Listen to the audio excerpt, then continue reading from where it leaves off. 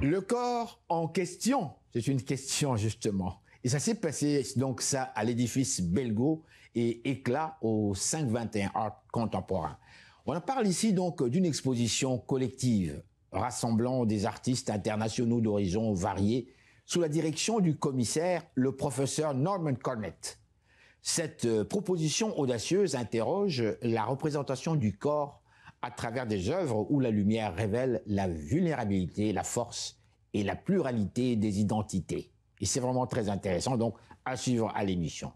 À notre émission également, Madame, Messieurs, nous présentons aujourd'hui le Festival international du film Black de Montréal, qui a été créé donc en 2005 par la Fondation Fabienne Collat, un organisme artistique professionnel sans but lucratif voué à l'éducation dans les arts et au soutien à la création, la promotion, la diffusion du cinéma, de l'art et de la culture au Canada et à l'étranger. Donc la soirée d'ouverture qui a eu lieu, et on a donc pu rencontrer, ça a rendu hommage en fait à Dany Laferrière, le grand Dany Laferrière, l'écrivain, scénariste et cinéaste de renommée internationale. Donc on aura l'occasion de l'entendre même à cette émission. Et on termine le tout, Madame, Messieurs, à l'inauguration, tenez-vous bien, des nouveaux locaux du bureau de la COCOM. Et COCOM, la communauté congolaise de Montréal, ils sont au 162 boulevard Henri Bourassa, c'est à Montréal. On s'est perdu un petit peu avant d'arriver là, on s'excuse de notre retard, mais quand même le contenu très intéressant, on a rencontré des personnes très intéressantes et surtout des Canadiens, des Québécois qui adorent le Congo. Madame, Monsieur, bonsoir, ici Henri Ngaka, bienvenue à notre magazine de télévision, bougez pas, ça va causer Afro Monde.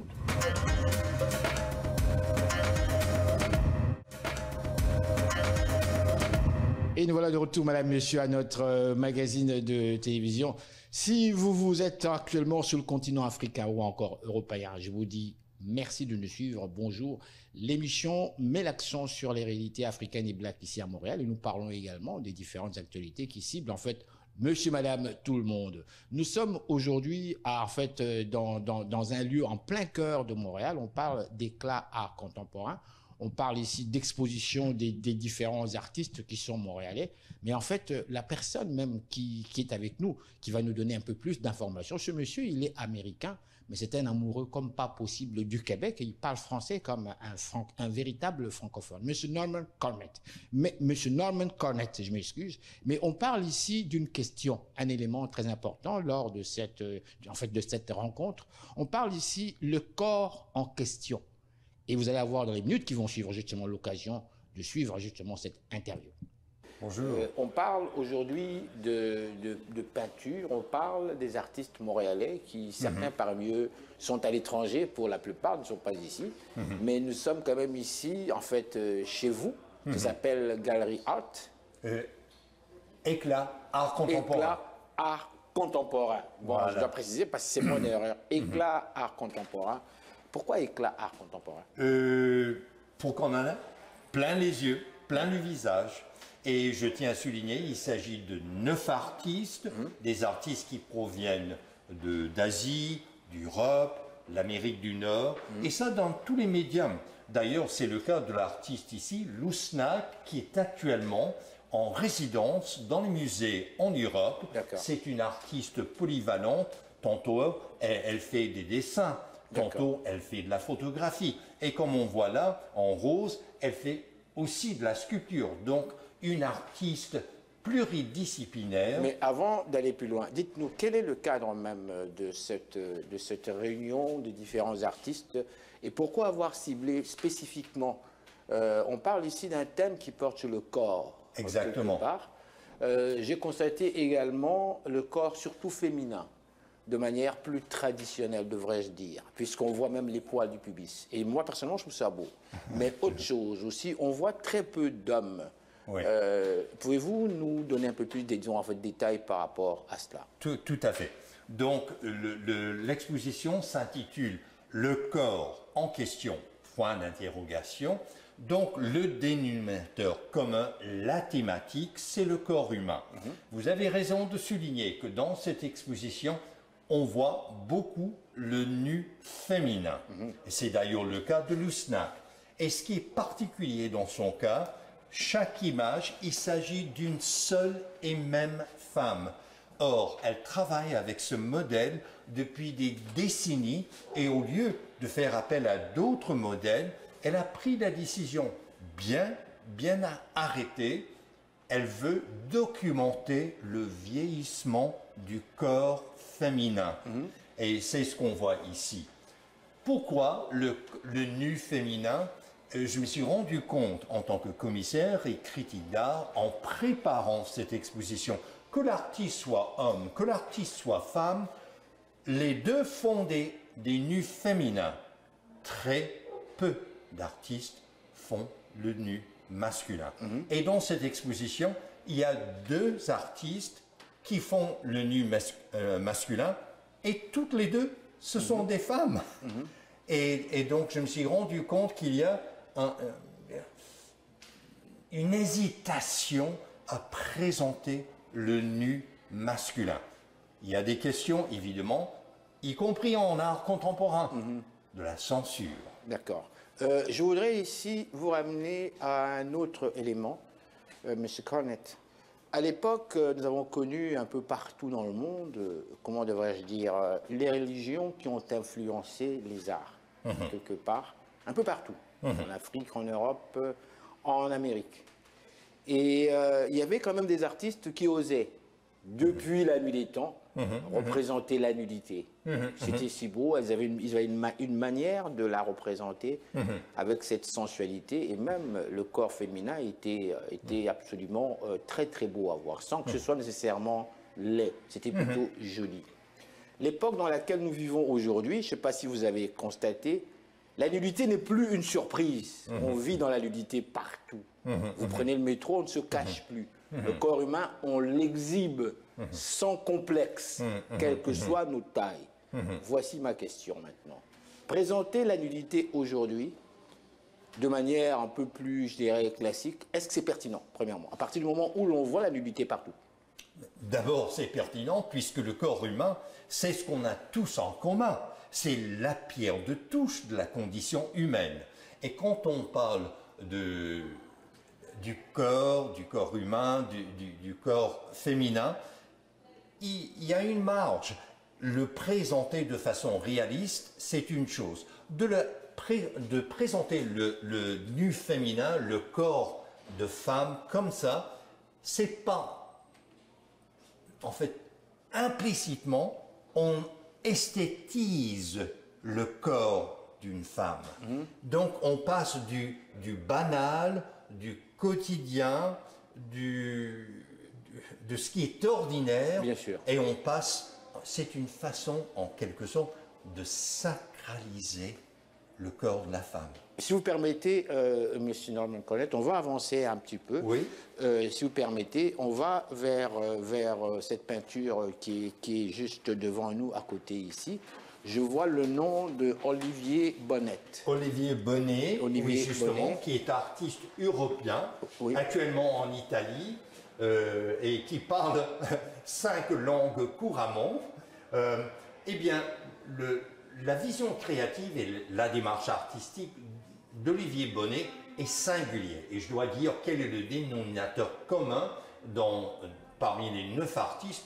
Je suis à la recherche de l'artiste qui a une signature qui lui est propre. Or, dans le cas d'Olivier Bonnet... Que voulez-vous dire? C'est-à-dire que Olivier Bonnet fait des œuvres que personne d'autre à Montréal fait.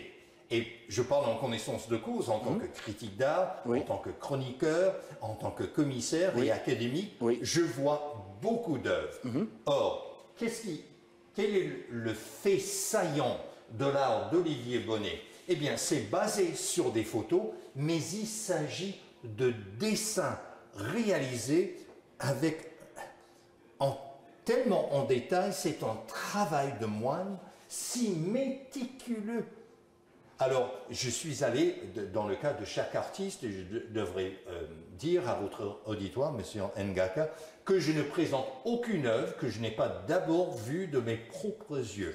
Donc, j'ai fait 4 visites d'atelier chez Olivier Bonnet, et je voyais, il avait une loupe, puis il avait des stylos, et je voyais à quel point il mettait de l'attention. Un travail méticuleux. Oh, incroyable, un travail de moine. Justement, pour les artistes qui vous écoutent, qui vous regardent actuellement, et qui ont la peinture dans le cœur, qui adorent, qui vous écoutent actuellement en tant qu'expert, dites-moi, quels sont les éléments qui, selon vous, on a saisi ici le détail, en dehors du détail, qu'est-ce qui vous émeut? Qu'est-ce qui fait que, selon vous, lorsque vous regardez une œuvre comme telle, vous dites que voilà, ça, c'est vraiment quelque chose de sérieux.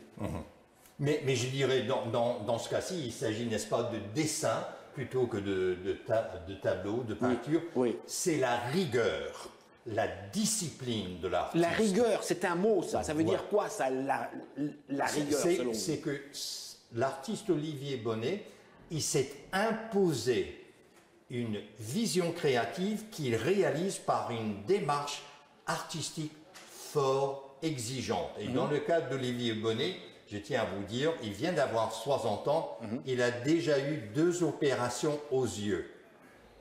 Alors, quand vous travaillez en détail à ce point-là, évidemment, vous allez user la vue. Et donc, ces œuvres elles sont belles, mais il y avait un prix à cela. Et j'ose dire, Monsieur Ngaka, que quand on fait de l'art à ce niveau-là, il faut être prêt à payer le prix, y compris physiquement, voire de la santé. C'est terrible ce que vous avancez là. Mais regardez, quand on regarde l'histoire de l'art, eh bien on sait, pour des artistes comme cela, ce n'est pas un passe-temps, c'est du cœur, c'est du corps, et sans limite, sans borne, sans compter le prix. Si vous voulez bien, nous allons vers ce portrait ici. Je vois deux hommes, de Claude Gauthier, Oui. 2 hommes.